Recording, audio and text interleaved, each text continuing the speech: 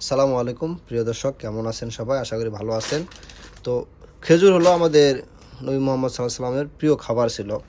তো খেজুর, সেরা খেজুর হলো গালফে হয় সবসময়। সৌদির খেজুর আর ভালো। তো এটা ওমানের খেজুর, দেখতে পাচ্ছেন কাঁচা খেজুর কত সুন্দর, পুরা আঙ্গুরের থোকার মতো। অনেকগুলো আছে এখানে, তো আনা হয়েছে আর কি। দেখতে পাচ্ছেন মানে খেজুরের চেহারাগুলো দেখার মতো, একদম লাল লাল। দেখেন একদম লাল লাল, আর আছে ভিতরে, দেখছেন মানে সৌন্দর্যই আলাদা। তো আমাদের দেশে এরকম সচরাচর হয় না আর কি, হয় না বললেই চলে, এরকম হয় না।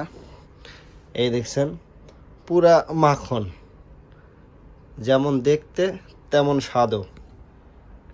তো খেজুর ছিল আমাদের নবী মোহাম্মদ সাল্লাল্লাহু আলাইহি সাল্লামের প্রিয় খাবার।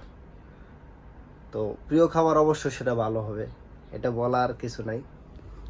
দেখছেনই এত সুন্দর সুন্দর আল্লাহর রহমত ভাই। দেখেন মরুর দেশে আল্লাহ তাআলা কি একটা ফল, কত বড় একটা নেয়ামত দিয়ে দিছে। দেখছেন কত বড় একটা নেয়ামত। তো ভাই আল্লাহ তাআলার নেয়ামতের শুকরিয়া আদায় করা উচিত ভাই। এত সুন্দর ফল আমাদের মানব জাতির জন্য আল্লাহ তাআলা দিছে, কত উপকারী এটা আপনারা কম বেশি অনেকেই জানেন।